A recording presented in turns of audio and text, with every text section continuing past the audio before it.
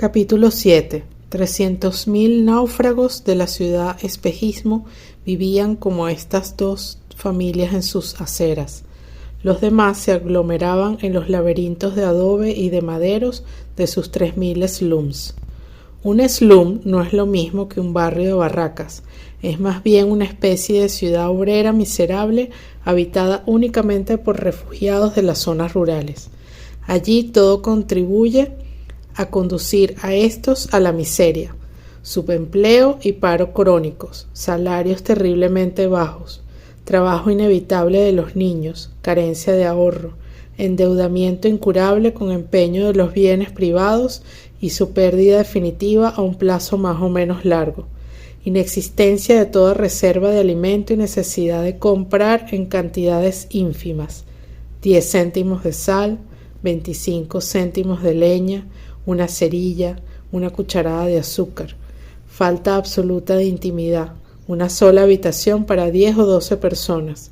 Pero el milagro de esos guetos semejantes a campos de concentración era que la acumulación de los factores desastrosos resultaba equilibrada por otros factores que permitían a sus habitantes no sólo seguir siendo plenamente hombres, sino incluso superarse a sí mismos y convertirse en hombres modelos de humanidad. En estos barrios de barracas se practicaba el amor y la ayuda mutua. Se compartía todo con los que eran más pobres aún que uno mismo. Había tolerancia para todas las creencias y las castas, respeto para el forastero, verdadera caridad para los mendigos y los desvalidos, los leprosos e incluso los locos. Aquí se ayudaba a los débiles en vez de aplastarlos. Los huérfanos eran adoptados inmediatamente por sus vecinos, los ancianos acogidos y venerados por sus hijos. A diferencia de los ocupantes de los demás barrios de barracas del mundo, los antiguos campesinos refugiados en los slums de Calcuta no eran marginales. Habían reconstituido mal que bien la vida de su aldea en su destierro urbano. Vida adaptada y desfigurada, por supuesto, pero muy real, hasta el punto de que su misma pobreza se había convertido en una forma de cultura. En su gran mayoría, los pobres de Calcuta no eran desarraigados, participaban en un universo comunitario cuyos valores sociales y religiosos respetaban.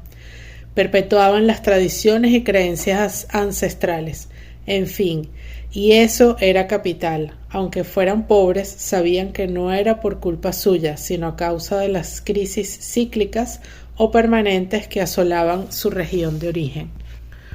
Uno de los slums más importantes y más antiguos estaba situado en una arrabal de Calcuta, a 15 minutos a pie de la estación donde había desembarcado la familia Pal.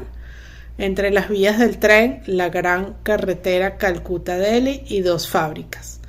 Por inconsciencia o por desafío, el propietario de la fábrica de yute que a comienzos de siglo había alojado a sus obreros en aquel terreno, que ha sido un pantano infestado de fiebres, bautizó el lugar con el nombre de Anand Nagar, la ciudad de la alegría. Luego, la fábrica cerró sus puertas, pero aquella primera ciudad obrera fue creciendo hasta convertirse en una verdadera ciudad dentro de la ciudad. Más de 70.000 habitantes se apiñaban allí, ahora en un espacio apenas 3 veces mayor que un campo de fútbol, es decir, alrededor de 10.000 familias repartidas geográficamente según su región. Había un 63% de musulmanes, un 37% de hindúes y algunos islotes de sikhs, de jainíes y de cristianos y de budistas. Con sus rectángulos de casas bajas construidas en torno a un patio minúsculo, con sus tejados de tejas rojas y sus callejas rectilíneas, la ciudad de la alegría se parecía en efecto más a una ciudad obrera que un barrio de barracas. Sin embargo, ostentaba el triste récord de la mayor concentración humana del planeta, 130.000 personas por kilómetro cuadrado.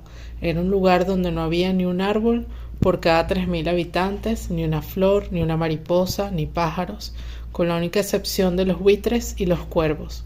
donde los niños no sabían lo que era un matorral, un bosque, un estanque, donde el aire estaba tan impregnado de óxido de carbono y de azufre que esta contaminación ocasionaba la muerte al menos de una persona de cada familia, donde un calor insoportable petrificaba a las gentes durante los 8 meses del verano, donde el monzón transformaba las callejas y las chabolas en lagos de fango y de excrementos, un lugar en el que la lepra, la tuberculosis, las disenterías y todas las enfermedades carenciales reducían la esperanza de vida a uno de los niveles más bajos del mundo, donde 8.500 vacas y búfalos encadenados sobre montones de estiércol daban una leche envenenada de microbios.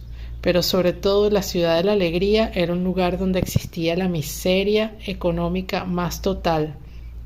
9 habitantes de cada 10 no tenían ni una rupia diaria para comprarse una libra de arroz, y al igual que todos los demás slums, la ciudad de la alegría en general era ignorada por el resto de Calcuta, salvo en caso de crimen o de huelga. Considerada como un lugar peligroso y de mala fama, una partida de intocables, de parias, de asociales, era un mundo aparte que vivía apartado del mundo. Habiendo recalado allí en el curso de sucesivas migraciones, los hombres que poblaban aquel barrio pertenecían a todas las razas del continente indio.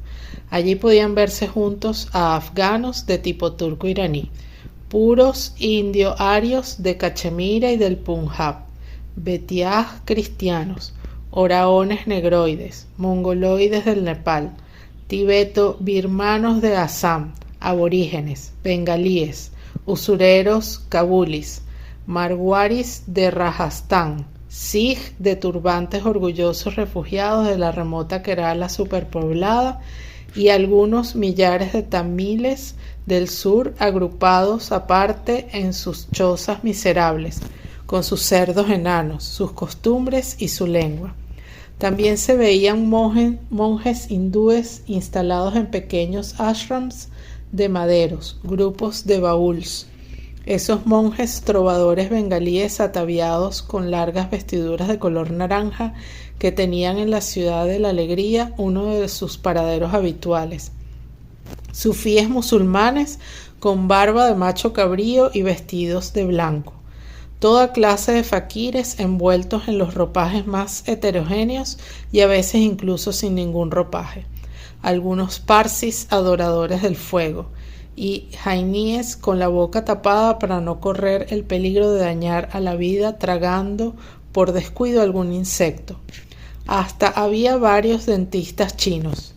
Este mosaico sería incompleto si olvidásemos mencionar una pequeña colonia de eunucos y las familias de los mafiosos locales, de quienes dependían todas las actividades del slum, desde la especulación inmobiliaria sobre los establos hasta las destilerías ilegales de alcohol, las expulsiones por falta de pago de alquiler, los juicios sumarios, los castigos infligidos por las menores irregularidades, el mercado negro, los fumadores, las prostitutas, la droga y el control de los movimientos sindicales y políticos. Algunos anglo-indios, descendientes de hijos de mujeres indias sin casta y militares británicos sin graduación, y una multitud de miembros de otras etnias completaban la población de esta Torre de Babel. Solo la raza blanca de los galos y de los celtas no estaba representada en aquel hormiguero. Este hueco no iba a tardar en llenarse.